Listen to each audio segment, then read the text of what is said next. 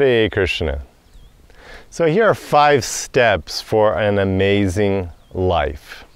First of all, self-observation. The first thing you need for life to start getting good is that you have to start looking inside. Instead of just going out and just checking out the world and just living the world, you have to start looking inside and seeing how you're dealing with the world. What's going on inside here? I give the example of the car. When you drive, yeah, sure, you're looking forward, but you have rear view mirrors for a reason, because you have to see what's behind you as well. So as you go out in the world, what's inside you? What's going on in here?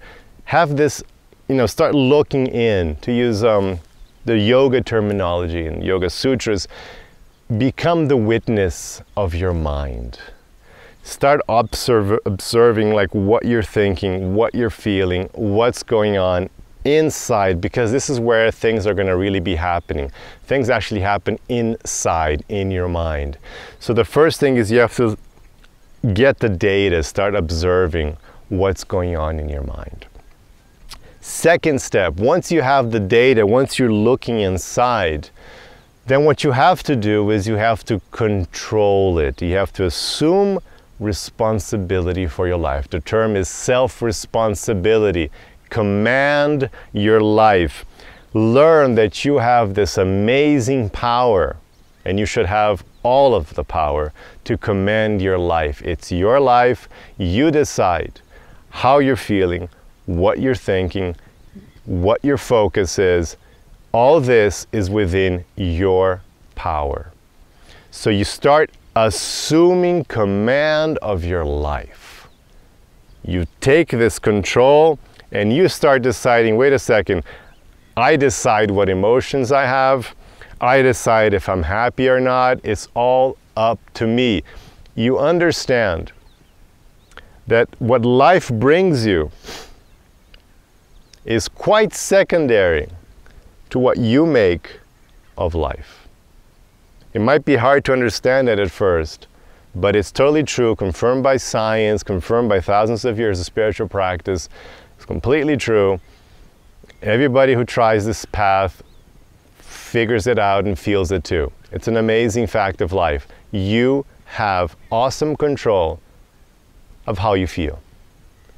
There are the techniques, there are things you have to do, but you can really control it. So self-control, self-command, that's the second step. Third step, the first thing you have to do in terms of self-control, of commanding your life, like about the focus of your mind, the very first step, what I call the portal to all other higher states of consciousness, is that you remain in the here and now, which is called mindfulness. So this mindfulness is like the first major step.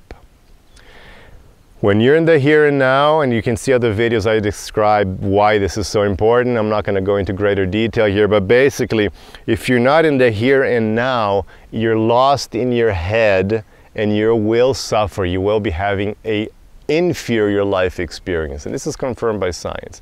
If you're lamenting about the past, if your mind is in the past and you're going over something that happened, it's called rumination. You'll be very unhappy. If you're in the past thinking, oh yeah, it was much better back then, you'll be unhappy. So if your mind's in the past, lamentation, not good. If your mind's in the future, then you're in anxiety. Oh yeah, I wish I had that situation. Oh yeah, I can't wait until I get a promotion. I can't wait until I get a new car. I get this. So then you're in anxiety, waiting for that thing to happen, frustrated with the way things are now. So you have anxiety, frustration, fear that it might not happen. All sorts of troubles. Again, I have other videos that I just talk about that, so I'm not going to go on detail here. So mindfulness means the first thing you do with self-command of your life is that you assume control of your life, you assume control of your mind, and you try to bring your mind as much as possible, as many times as you can during the day, to the here and now. You try to live life, because life is only happening at this very moment. The past doesn't exist, the future doesn't exist, only this very moment exists. That's why I say it's not the destination, it's the journey. There's no such thing as a destination. You're always having a journey. A journey is perpetual. So you have to be good. You have to have a good journey right now. If right now you're not feeling great, there's something wrong and you could have done something about it, because it's only now, oh yeah, but I'll feel great if I get that. Oh yeah, I can't feel great because so-and-so did something to me. That's just not going to work. That doesn't work. It will never work, and it's never worked before. So you have to just bring your mind to the here and now, and right now, assume command of your life. So when you're in the here and now, you're already free from anxiety, fear, you're free from lamentation, sadness. Things are already pretty amazing, but it's going to get better.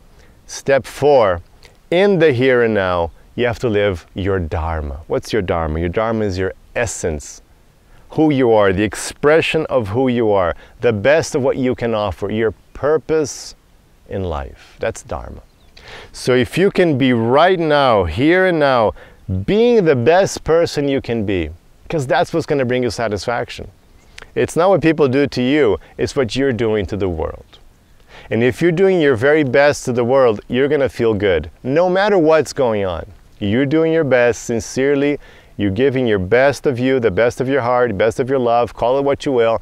You're doing the best of you right now. You will feel amazing. You'll feel fulfilled. You'll feel happy. You'll feel connected. All the good stuff's going to be going on. So Dharma means you have to be you. There's no point being the here and now if you're not being the best of you. If you're not living your life, living your abilities, what you came here to do. So be in the here and now, living your Dharma. So that's already incredible. That's step 4. You're already having an amazing life if you're doing that. But just to get perfect, step 5, bhakti. Bhakti means devotion. Not only are you in the here and now, not only are you living your essence, but now you're experiencing a divine, loving connection with God at every moment. And why is this good? Because love's good. You know how love is good. You've experienced that. Whenever you connect with someone in love, it feels good. Nurture, that's because loving is the best, the highest expression of the soul. So love is great, and love requires an object. You have to love someone. And when you love people, they can let you down a bit. They can maybe, lots of people here, we're all like works in progress. So we're not so lovable. So your love is limited by how lovable somebody is. But with bhakti, you have this infinitely lovable person. I mean, you might not, oh, God doesn't exist, you might not know God yet, but that's okay. But the theory, at least you should understand that there is this infinitely lovable being. So if you have an infinitely lovable being, then you can infinitely love. You can experience the infinite pleasure of infinitely loving this being. So it's an amazing experience, and that's why, such a strong testimony from billions of people throughout the whole history of the world of how amazing devotion is, bhakti, how powerful and transformative bhakti is, because it's this beautiful, amazing experience. So you're already in the here and now, you're looking inside, you're taking command of your life, you're controlling your feelings, you're using that control to be in the here and now. You're in the here and now, living your essence, living your Dharma, and on top of all that, you're experiencing divine loving connection at every moment. And that, my friends, is how you can have a really amazing life. And that is the perfection of life. That's what yoga is trying to teach. That's what I try to teach in the 3T path. It really works. There's techniques, there's knowledge you need, there's details that matter, like the kind of diet you have and the kind of practice and meditation. So there's details to this, but it really works, and this is the gist of it. 5 steps for an amazing life. Hare Krishna.